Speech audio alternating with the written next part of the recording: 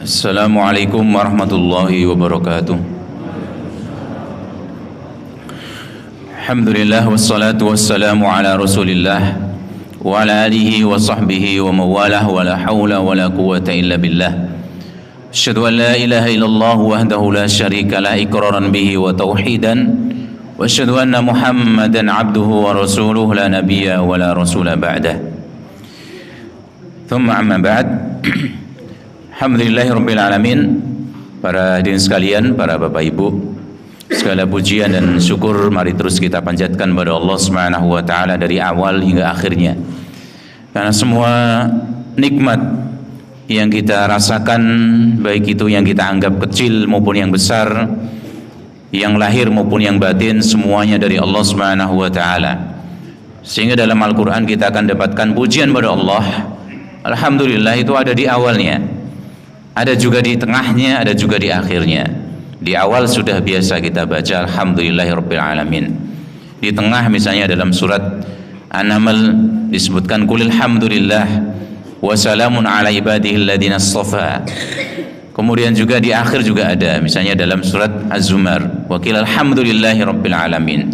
Jadi pujian kepada Allah Subhanahu wa taala bisa di awalnya, di tengahnya, di akhirnya, karena semua sekali lagi nikmat yang ada pada kita hanya berasal darinya Subhanahu wa ta'ala. Salawat berikut salam semoga tercurahkan pada Nabi kita Muhammad sallallahu alaihi wasallam, kepada keluarga beliau, kepada para sahabatnya, para tabi'in, para atba'ut tabi'in, generasi setelah para sahabat yang disebut sebagai 3 generasi yang utama.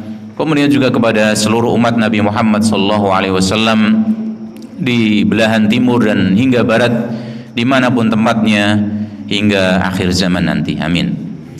Para bapak sekalian, kita melanjutkan apa yang menjadi bahasan kita yang belum selesai, yaitu diantara kita membaca diantara sifat-sifat dari para hamba Allah Subhanahu wa ta'ala yang dipuji oleh Allah, yang dianggap oleh Allah Subhanahu wa ta'ala sebagai hambanya, betul-betul hambanya, yang disebut sebagai ibadur rahman, hambanya, para hamba Allah, para hambanya Ar-Rahman, ya, para hambanya yang maha pengasih.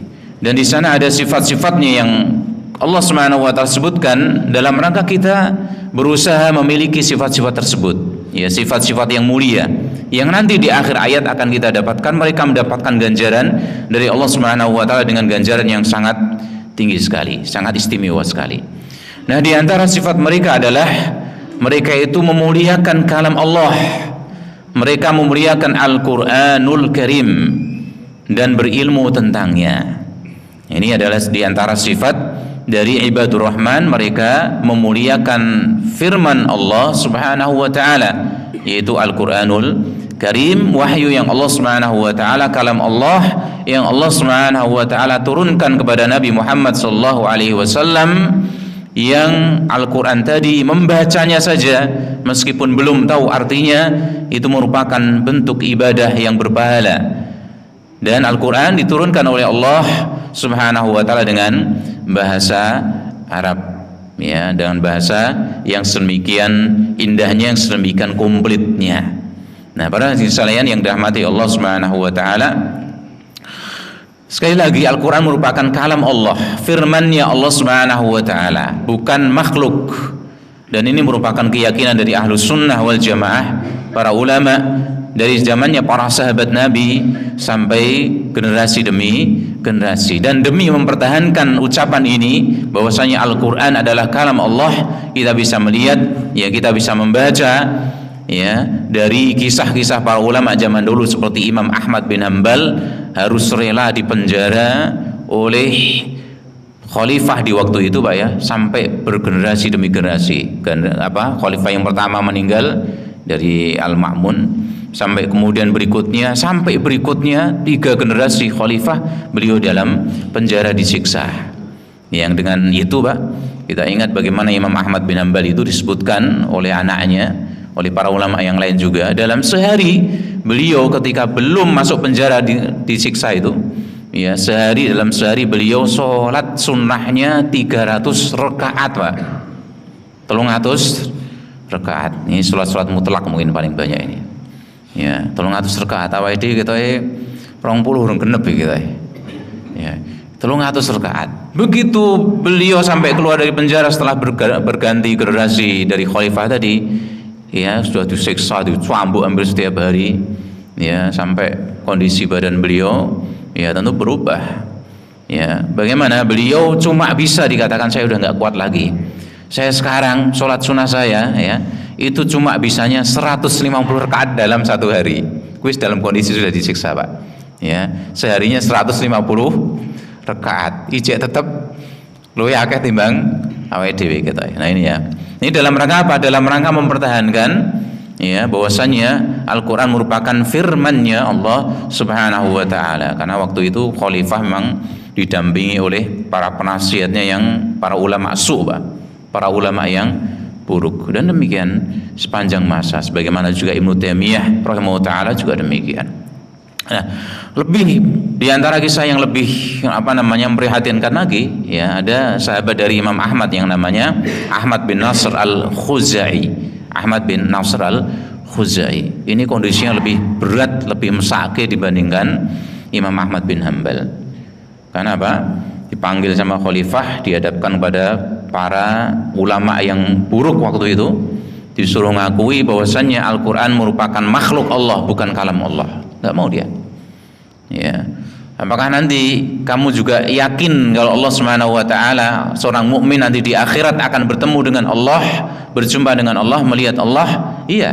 Ya, ulama tadi mengatakan, ya ulama yang baik Ahmad bin Nasr tadi mengatakan dia sebagaimana yang disebutkan dalam Al-Quran, wujuhu yawma idin nadhirah ila rabbiha nadhirah.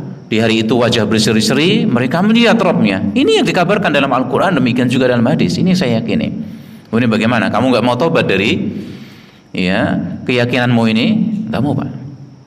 Ya, bagaimana? Langsung di hadapan khalifah itu penggal kepalanya. Ya, langsung dipenggal kepalanya.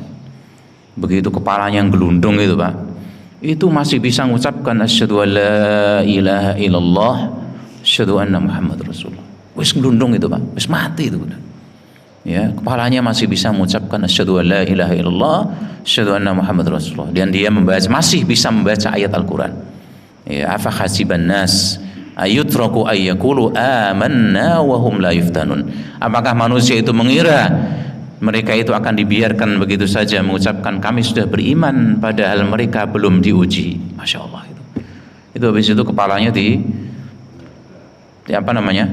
dipajang itu Pak ya, dikasih tiang tinggi itu, ditaruh di atas, pindahkan dari pasar ke pasar sampai berapa waktu itu dalam rangka dia membela bahwasanya Al-Quran merupakan firman dari Allah Subhanahu wa ta'ala. Ini ya, karena memang betul-betul Al-Quran mereka agungkan. Nah, Allah Subhanahu wa taala berfirman tentang sifatnya ibadur rahman tadi dengan mengatakan walladzina idza dzukkiru biayati rabbihim lam yakhiru 'alaiha summan wa umyana. Dan orang-orang yang apabila diberi peringatan dengan ayat-ayat Tuhan mereka Al-Quran, ya mereka tidaklah menghadapinya sebagai orang-orang yang tuli dan buta, dirungokke, mengambil pelajaran dari ayat-ayat tersebut. Karena apa? Firman Allah itu sangat istimewa, sangat agung, dan kedudukannya bagi para hamba Allah Subhanahu wa taala sangat besar dalam hati orang yang beriman. Ya, sehingga Syekhul Islam Ibnu Taimiyah yang kita lihat semua usianya itu diberikan untuk ilmu. Ya, semua cabang ilmu, Pak. Ya, dalam semua cabang ilmu. Beliau ketika berbicara tentang masalah tafsir Al-Quran, orang menyangkanya ini ahli tafsir. Ya.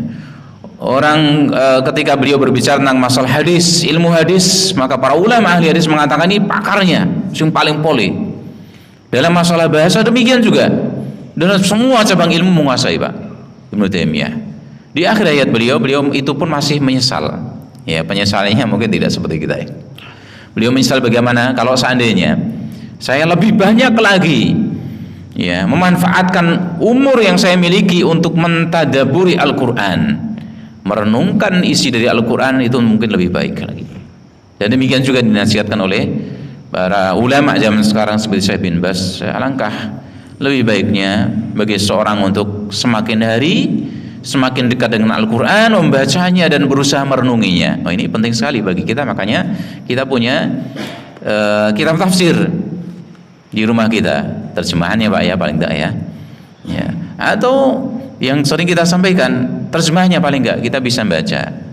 Oh, ini sifatnya bagaimana orang-orang Bani Israel.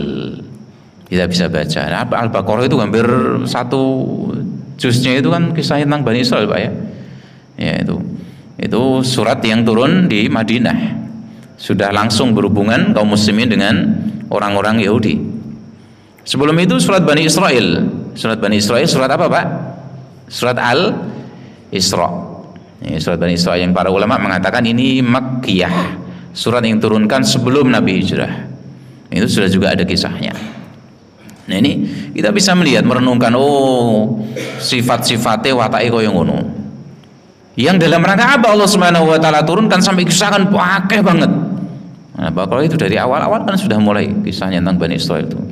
Ya, dalam rangka apa? Dalam rangka kita ojo nyontoh. Ya, jangan kita mencontoh perilaku mereka. Yang mereka bagaimana setiap kali membuat perjanjian, dikasih perjanjian sama Allah Subhanahu wa taala, sudah diangkat gunung Tur. Ya, wa rafa'na fawqakumut tur, diambil perjanjian, siap mereka katakan ya sami'na wa ata'na dulu. Kemudian bagaimana habis itu perjanjian dengan Allah Subhanahu wa taala mereka langgar. Ini dengan Allah saja mereka langgar, apalagi dengan manusia. Ya, Bani Israel diturunkan kepada mereka nabi itu banyak banget, bahkan hampir rata-rata nabi dari mereka, kalangan mereka. Itu pun bagaimana sebagian mereka dustakan, berat percaya, pokur gawe-gawe tok, gitu ya. Karena nggak cocok dengan apa yang disampaikan, dengan hawa nafsu mereka itu. Ya, hawa nafsu mereka nggak sesuai dengan apa yang dibawa oleh para nabi rasul. Sebagian mereka dustakan, sebagian mereka bunuh. Ini berasal dari kaum mereka sendiri. Ya, nabi dari karangan mereka sendiri, nabi orang-orang yang terbaiknya, ya manusia yang paling sempurna. Ya, manusia paling sempurna kan para nabi dan rasul. Ya, itu pun bagaimana mereka dustakan sebagiannya mereka bunuh, termasuk Nabi Yahya, Nabi Zakaria juga mereka. Ya, bunuh nabi rasul gampang banget mereka. Ya, apalagi bunuh manusia biasa, apalagi kaum muslimin seperti sekarang ini di Palestina. Ya, tadi malam sudah di itu ya, rumah sakit Indonesia Pak ya, sudah diserang juga. Oh, mereka nggak punya adab kaitannya dengan perang, apalagi ya randuwe tata kerama. Ya, dengan nabi rasul saja mereka bunuh, apalagi dengan kaum muslimin. Ini sifat-sifat orang Yahudi dan banyak sekali lagi. Ya, mereka adalah orang-orang yang buruk dalam mencari nafkah, dalam mencari rezeki. Ya, mereka makan hartanya manusia dengan cara yang batil, dengan cara yang tidak benar. Termasuk yang membiasakan yang menyebarkan ya jual beli atau mungkin muamalah dengan cara riba. Ya sapa meneh kalau bukan orang Yahudi. Ya dari Bani Israil zaman itu. Mereka katakan bagaimana? Innama al-bai'u mithlu riba. Sing jenenge dodolane padha kalau riba. Ya, kata mereka kayak gitu. Ngutangi wong kemudian bagaimana? Golek untung dari utangnya. Ya, padha karo dodolan biasa dan sebagainya. Ya, mereka mencari nafkah, mencari rezeki dengan cara yang batil. Ya, dengan cara yang ya tidak benar, dan banyak sekali lagi yang Allah Subhanahu wa taala sebutkan dalam Al-Qur'an. Ini beda dengan orang muslimin, dan kaum muslimin diberikan sama Allah Subhanahu wa taala berbagai sifat mereka disebutkan dalam Al-Qur'an. Ya, disebutkan dalam firman Allah Subhanahu wa taala sifat-sifatnya orang Yahudi dalam rangka bagaimana Bani Israil dalam rangka kita menjauhi. Ya, ojo koyo ngono kuwi. Sehingga doa di antara doa sing wajib kita baca dan disebutkan sebagai doa yang paling agung, sing tidak harus kita baca.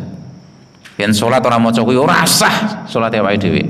Ya, la salat liman lam yaqra bi Fatihatil Kitab.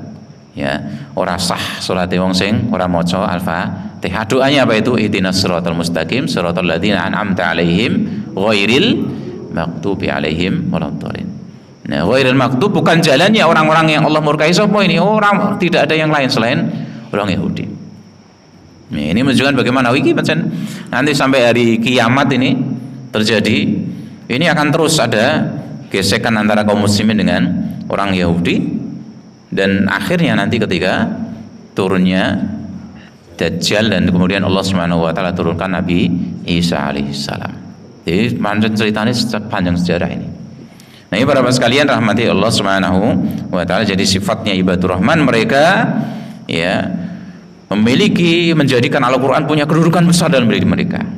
Ya, dan mereka tidak mensikapi firman Allah dengan penentangan atau penolakan. Sekali lagi tidak seperti orang-orang Bani Israel. Orang-orang kaum muslimin, orang yang terbaiknya adalah para ulamanya. Siapa Pak? Para ulamanya, orang-orang yang baik. Yang mereka dikatakan oleh Allah Subhanahu wa taala adalah orang yang paling khasyah. Punya rasa takut pada Allah yang paling baik, paling sempurna dibanding yang lain. Ini kaum muslimin.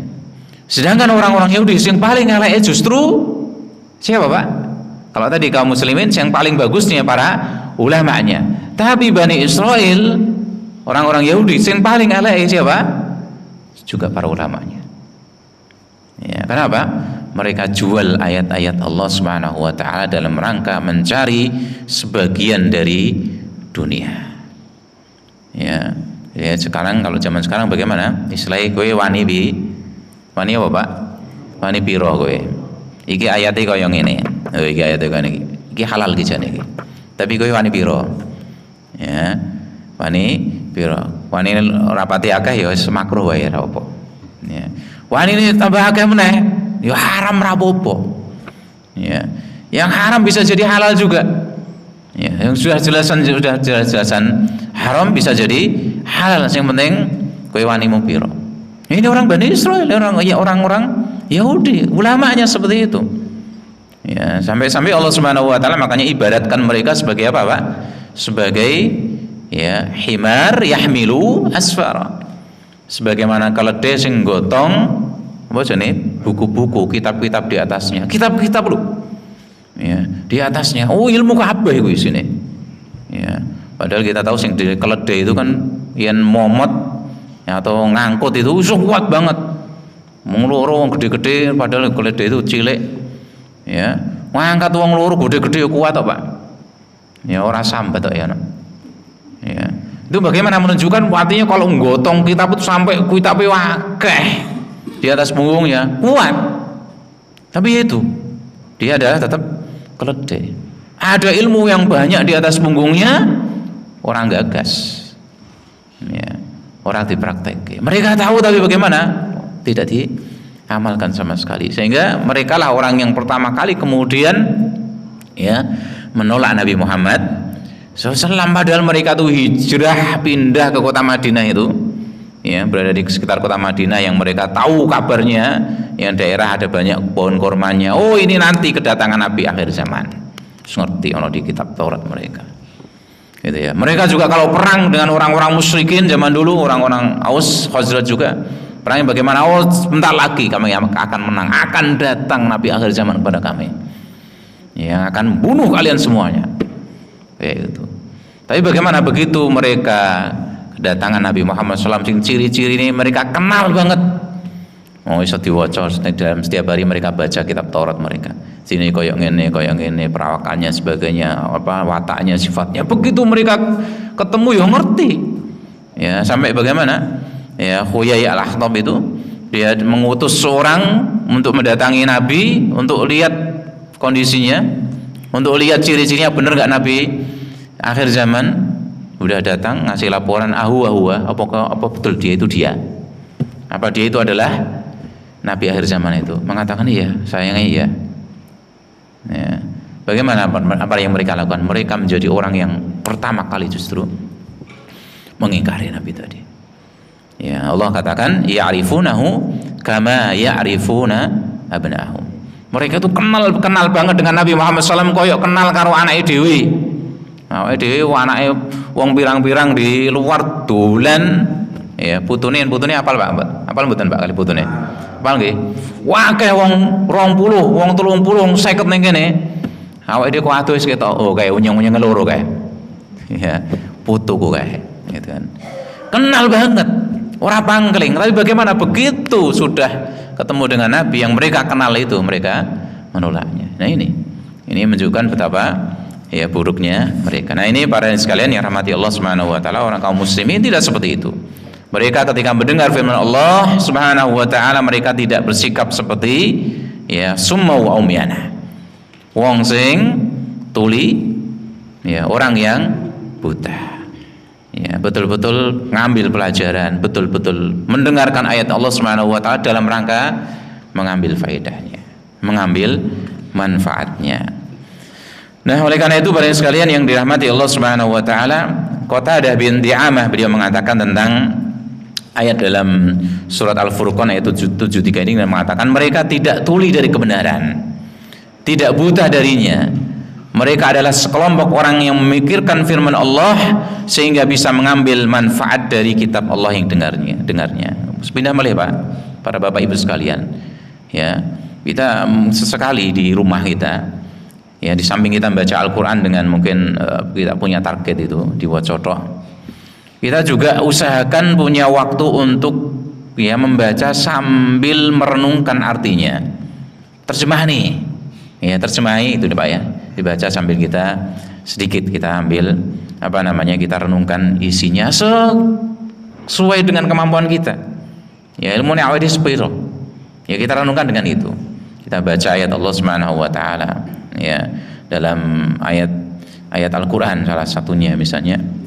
Ya, kita baca misalnya Alif Lam Mim dzalikal kitabu la raiba fi. Oh, Alif Lam Mim. Itu adalah ya kitab yang tidak ada keraguan di dalamnya. Al-Qur'an ini. Oh, ini Bapak-bapak sekalian, ini penting. Dan ini manfaatnya banyak insyaallah.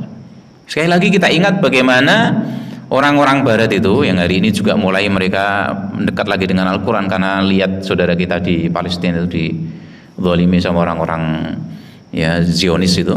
Mereka sebagian cari Al-Qur'an. Ya, baca Al-Qur'an. Iki jane piye to kan itu ya. Ya. Nah, kita ingat bagaimana orang-orang barat itu mereka masuk Islam. Ya, hari-hari ini ya, Pak ya. Bagaimana dikirim itu? Al-Qur'an ya orang-orang barat sana walaupun enggak ada teks Arabnya, Pak ya. Guru bahasa Inggris itu. Biasanya ingatnya itu ya. Sementara ayatnya mungkin yang teks Arabnya enggak dituliskan biasanya. Ya, mereka bagaimana? Mereka baca itu. Ya. Sebagian di antara mereka cari itu dalam rangka goleki kelemahan Islam. Ya, dalam rangka mencari kelemahan kaum muslimin kok iso ya ngalahkan kaum muslimin dalam berdebat dan sebagainya. Ada yang mau nulis buku dalam rangka menjelek-jelekan Islam, tapi mereka bagaimana? Cari dulu dari Al-Qur'an ya, tak wacane sik. Dibaca. Akhirnya bagaimana? Justru setelah membaca itu, kemudian Allah Subhanahu wa taala buka pintu hidayah kepada mereka. Ya, sehingga manfaatnya Masya Allah. Ya, sehingga bagaimana kita usahakan di salah satu waktu kita baca Al-Qur'an, kemudian kita juga baca terjemahnya itu sambil kita renungkan pelan-pelan. Masya Allah nanti akan menumbuhkan ya kehidupan dalam hati kita dengan itu. Manfaatnya kita akan mendapatkan. Ya. Kemudian Allah Subhanahu wa taala juga telah mencela orang-orang yang menyombongkan diri dari ayat-ayatnya dan petunjuknya, berbangga dengan dosanya hingga terus-menerus dalam kebatilan. Allah mengatakan dalam Al-Qur'an, ya, wa idza qila lahu ittaqillah akhadhathu al-'izzatu bil itsmi fahasbuhu jahannam wa la bi'sal mihad. Dan apabila dikatakan kepadanya, kepada orang musyrik, ya, kepada para pendosa itu, bertakwalah pada Allah. Ya, takwa marang Allah. Bangkitlah kesombongan mereka untuk berbuat dosa, maka pantaslah baginya neraka jahanam, dan sungguh jahanam itu adalah tempat tinggal yang terburuk. Yang Rasulullah SAW sampai mengatakan dalam hadisnya itu yang disebutkan oleh Imam Nawawi dalam Riyadhus Shalihin, ya, bahwasanya Rasulullah dan para sahabatnya ketika sedang kumpul, kemudian terdengar suara sesuatu yang jatuh keras sekali. Dikulirake itu ora ono. Ya, enggak kelihatan. Maka Rasulullah SAW bertanya kepada para sahabatnya, "Do ngerti apa ora sing iki mau sing krungu bunyi sesuatu yang jatuh tadi apa?" Para sahabat enggak tahu, dengan mengatakan Allahu wa rasuluhu a'lam. Allah dan Rasulnya yang lebih mengetahui. Ini jawaban para sahabat Nabi ketika Nabi masih sugeng, Pak, masih hidup. Tapi kalau Rasulullah SAW sudah meninggal dunia, sebagaimana yang sudah biasa kita baca, ya kita nggak tahu, kita katakan Allahu a'lam. Allah yang lebih mengetahui. Ya, Allah yang Maha tahu. Nah, kemudian bagaimana Rasulullah menjelaskan ini adalah hijarah. Ini adalah batu yang dulu dilemparkan ke dalam neraka jahanam sejak 70 tahun yang lalu. Dan hari ini baru sampai di dasarnya. Jadi batu dilemparkan ke neraka jahanam dari 70 tahun yang lalu. Kemudian bagaimana sampainya baru hari ini. 70 tahun lagi tekan dasarnya. Yang menunjukkan bagaimana bu'tu qariha, sangat dalam jurangnya. Jeruk ini sangat dalam sekali. Dan ini paling ngeri banget, ya. Neraka paling mengerikan adalah neraka yang paling permukaan apa dalamnya, Pak? Paling dalamnya. Ya, fitarkil asfali minan nar. Ya, ngisori keraknya neraka ini. Ya, kita ingat bagaimana orang yang paling ringan adabnya di api neraka. Siapa itu yang dapat adab paling ringan di neraka? Pamannya Nabi, yaitu Abu Thalib. Dipakaikan alas kaki dari neraka jahanam yang dengan itu, ya, uteke umum, Pak. Ya, otaknya mendidih dengan itu. Dan dia menyangka, dia mengatakan ya Allah, ya disebutkan ya taqid, dia meyakini bahwasanya dheweke kuwi sing paling abot dhewe adab ning neraka. Padahal bagaimana? Dia yang paling ahwanu ahli nari adzaban. Orang yang paling ringan adabnya di neraka jahanam, tapi dia merasa bagaimana? Wah, aku sing paling abot dhewe ketok iki. Padahal bagaimana? Dia yang paling ringannya. Ya, naudzubillah min adzabi jahannam. Kita berlindung pada Allah Subhanahu wa taala dari neraka jahanam. Nah, ini orang yang dikatakan badannya takwa sama Allah, malah justru bagaimana? Tambah malah ngeyel. Malah terdorong dia melakukan perbuatan dosa. Nah, ini wong sing paling elek, Pak, ini, Pak. Ya, ini orang yang paling buruk, dikatakan bagaimana? Kamu ndanya takwa sama Allah, malah ngeyel, malah bicarane ngetok-ngetoke berbuat dosa. Ini orang yang enggak mau mengambil pelajaran dari ayat Allah. Makanya Rasulullah mengatakan bagaimana dalam hadisnya itu, wa inna abghadal kalami ilallah, sungguhnya perkataan yang paling Allah Subhanahu wa taala benci. Ya, hati-hati nih. Ya, karena ada orang yang masuk neraka, ya, bil kalimah, dengan sebuah kalimat. Ya, gara-gara sebuah kalimat, Pak, ya, dia masuk neraka, ya, sejauh timur dan barat. Ya, dan ini mungkin termasuk diantaranya perkataan yang dibenci sama Allah, paling dibenci sama Allah. Apa itu? Ayyakula rajulu li rajul, ada seorang yang nasihati orang lain. Ya, ada orang nasihati sama seseorang. Bagaimana nasihatnya? Ittaqillah. Ya, kamu takwa sama Allah. Kowe takwa sama Allah. Ya, hati-hati. Takut sama Allah Subhanahu wa taala, takwa sama Allah Subhanahu wa taala. Oh, Pak, para bapak sekalian, para ibu, kalau kita dinasihat kayak gini, kowe mbok takwa sama Allah, kita mengatakan alhamdulillah. Ya, matur nuwun sudah dinasihati. Ya, betul, saya ini masih jauh dari takwa sama Allah. Ya, jangan bagaimana? Jangan seperti orang yang disebutkan sama Nabi ini, yang perkataannya paling dibenci sama Allah. Apa itu? Ya, fayaqulu 'alaika nafsak. Ya, dikatakan kowe takwa sama Allah Subhanahu wa taala, malah bagaimana jawabnya? Kowe urusan awakmu dhewe. Ya, urusan awakmu dhewe. Jangan, kita nggak boleh seperti itu. Orang yang beriman, orang yang punya ilmu, apalagi begitu dia dikatakan walaupun dia dalam kondisi marah, kadang-kadang, Pak, ya.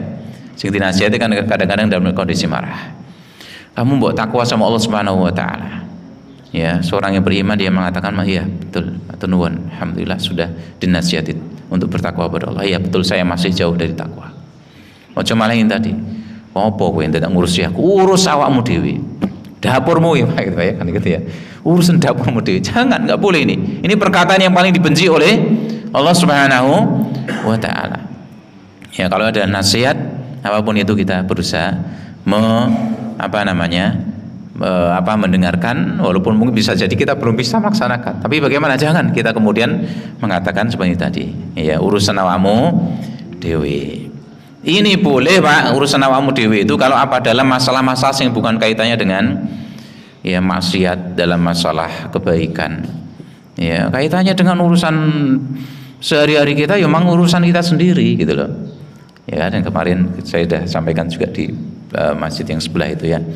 Yang penting kalau urusannya orang lain bukan itu kaitannya dengan melanggar syariat, tidak mengganggu orang lain, ya wes urusannya dia sendiri.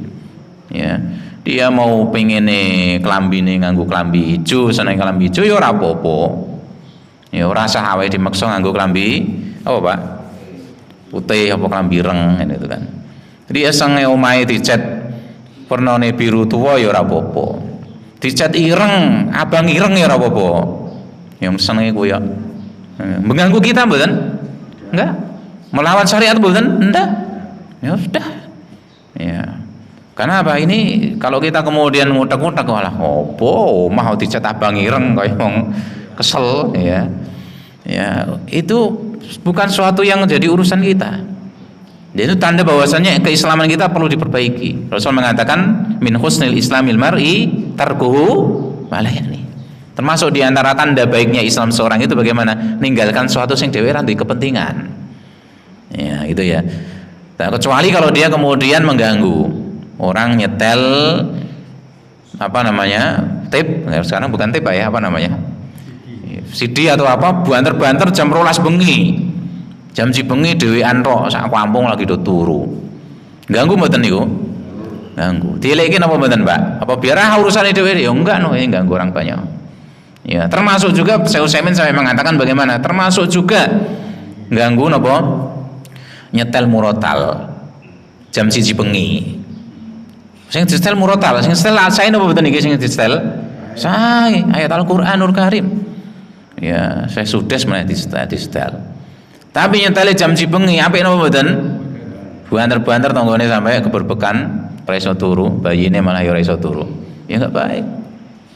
Ya, maka bagaimana dalam kondisi demikian dileke kan gitu. Tapi kalau dalam urusan-urusan dunia yang biasa itu adalah kesenangan orang itu yang tidak bertentangan dengan syariat, kemudian juga enggak ganggu orang lain, yus biarin. Itu Pak ya. Nah, kecuali yang tadi ya orangnya berbuat maksiat, berbuat dosa atau dia meninggalkan sebuah perkara yang baik sing kudune dheweke berusaha melaksanakannya, kita nasihati. Ya ittaqillah, bertakwa pada Allah Subhanahu wa taala. Ya enggak bisa kemudian ini nafsi-nafsi sekarangmu ben disiksa sama Allah ya ben. Enggak Pak, enggak boleh. Ya, zaman dulu kan kayak itu disebutkan dalam Al-Qur'an bagaimana ketika ada orang nasihati uni mataidun. Kenapa kamu itu nasihati ada orang yang malah bagaimana ketika ada orang nasihati orang lain dari berbuat maksiat dia katakan nopo to nasihati bareng yo ben ku diadab sama Allah. Ya, enggak. Ya. Kenapa? Ini ma'dziratan ila rabbi. Saya nanti kalau ditanya sama Allah Subhanahu wa taala di akhirat wis tok eleke burung. Kita mengatakan bisa bagaimana? Sudah ya Allah, saya sudah sampaikan dengan cara yang terbaik. Ya. Atau bagaimana supaya mereka ingat? Dilingke ben apa ben kelingan. Ya, kadang-kadang orang itu dia melakukan perbuatan dosa karena bagaimana? Orang ono sing ngelike, dia enggak tahu. Ketika kita nyampaikan, oh masya Allah, alhamdulillah, saya baru dapat ilmunya ini. Jebule ra oleh to. Oh jebule ini amalan soleh to, yang saya tinggalkan. Oh dia dapat ilmunya, dia ingat kan demikian. Nah ini para sekalian yang dirahmati Allah Subhanahu wa taala. Sampai jam berapa Pak ini Pak? Saat senang sing ceramah? Sudah atau tambah? Tambah sedikit. Wah sithik. Tambah Bu. Sithik Ibu sing ngomong ya. Sifat yang ke-8 ya, sedikit ini tadi kata Bapak, tambah sedikit. Sifatnya ibadur rahman yang ke-8 yaitu perhatian terhadap doa dan menundukkan diri pada Allah. Jadi kalau panjenengan sami orang yang beriman Pak harus perhatian dengan doa. Sepindah melih para ulama mengatakan yang namanya doa itu miftahu kulli khair. Kuncinya dari semua kebaikan. Terus kalau panjenengan sami kalau pengen dapat kebaikan goleki kuncine sik. Ya wis donga insyaallah kita dapat kuncinya. Entah nanti pintu mana yang Allah Subhanahu wa taala bukakan itu terserah Allah. Ya kalau panjenengan sami insyaallah sudah pernah ngalami juga karena kita juga insyaallah adalah orang-orang yang biasa berdoa. Kita ora ono dalane. Kita pengen sesuatu tapi kita dalane ra ono iki. Sudah minta sama Allah. Allah Subhanahu wa taala kadang-kadang ya, atau bahkan sering sekali ya, Allah Subhanahu wa taala memberikan kepada kita pintu yang kita itu gak nyangka. Kita njaluki kuwi iki tok jalanku, aku iso rezekiku, kita usahaku isone koyo ngene iki. Ya, aku isone kemarin ngisi itu tukang semir ban, Pak. Tukang semir ban ini berarti apa, Pak? Ya, tukang cuci itu ya, cuci mobil itu ya, Pak ya, cuci mobil atau motor. Aku ketok isone usahaku ya iki tok, aku ra ndek keterampilan liyane. Iki ketok rezekiku kok iki saka iki tok. Ketika dia doa sama Allah Subhanahu wa taala, dia ambil kunci dari kebaikan yang ya sudah sebutkan dalam Al-Qur'an maupun hadis. Bagaimana? Tidak mesti Allah Subhanahu wa taala kemudian berikan dia dari jalur itu saja. Allah semua jalan Allah Subhanahu wa taala yang miliki. Ya, asal kita berdoa pada Allah, maka di sana sudah ada tanda-tanda kebaikan bagi kita. Entah nanti jalannya dari mana, Allah akan bukakan itu. Yang penting nopo? Yang penting kita jangan berhenti minta sama Allah. Kau urung teko sampai saiki berarti kurang akeh. Kita doanya. Ya. Termasuk juga kurang istighfarnya mungkin. Ya, itu Pak ya. Makanya Ibnu Qayyim al-Jauziyah Pak menyebutkan kepada kita itu bagaimana kalau kita itu pas kondisinya sempit untuk doa. Misalnya kita mau bangun malam Pak ya. Mau bangun malam kemudian ya qadar Allah wis direncanake turune wis gasik ya arep tangi jam 3 atau setengah 3. Ternyata bagaimana? Jebule kurang 10 menit lagi iso tangi dari subuh. Sempit apa mboten iki? Sempit. Kita mungkin iso salat malame ya salat witir tok iki mungkin isan. Atau mungkin 2 rakaat tambah 1 witir. Arep doa bersama Allah Subhanahu wa taala sempit. Waktune pendek banget iki. Bagaimana? Isi, kata Ibnu Qayyim, isi dengan istighfar. Isi dengan istighfar. Maka bagaimana kalau kamu diampuni sama Allah, kata beliau, maka hajat kebutuhanmu Allah akan cukupi. Ya. Dengan itu perbanyak bagi kita, perbanyak istighfar itu. Astagfirullah atau astagfirullahaladzim atau apa lagi Pak? Astagfirullah wa atubu ilaih atau Rabbi firli wa tub alayya innaka antat tawwabur rahim. Astagfirullahaladzim alladzi la ilaha illa huwal hayyul qayyum wa atubu ilaih atau yang lain. Sing pundi sing gampil kanggo panjenengan? Astagfirullahaladzim. Abu Hurairah terakhir ini Pak. Abu Hurairah radhiyallahu anhu, beliau dalam sehari disebutkan dalam riwayat istighfari ping 1000. Ping pinten Pak? 1000. Kita sudah berapa? Ya. Sehingga kalau mungkin kita masih ada banyak kesulitan, ada banyak kesedihan, berarti bagaimana? Istighfar kita kurang berarti. Perbanyak itu. Ya, kalau panjenengan sami tahu kondisi kita sendiri-sendiri. Sehingga bagaimana targetnya awake dhewe kudu duwe dhewe-dhewe. Wah, aku iki ketoke 500 sedina. Wah, aku ketoke luwih iki ketoke. Aku dosaku ketoke akeh banget, 1000 aku sedina. Ya, insyaallah bisa kita. Ya, sambil nunggu sholat, ya sambil kita doa istighfar, atau setelah sholat kita sentuh kita sendiri, kita bisa nambahin istighfar berbanyak. Demikian Pak ya, cukup Pak ya, cukup Bu, insyaallah demikian. Semoga apa yang kita pelajari pada kesempatan pagi hari ini bermanfaat bagi kita semuanya, menjadi tambahan ilmu yang bermanfaat dan amal yang soleh bagi kita semuanya. Wa akhu da'wana alhamdulillahi rabbil alamin. Wassalamualaikum warahmatullahi wabarakatuh.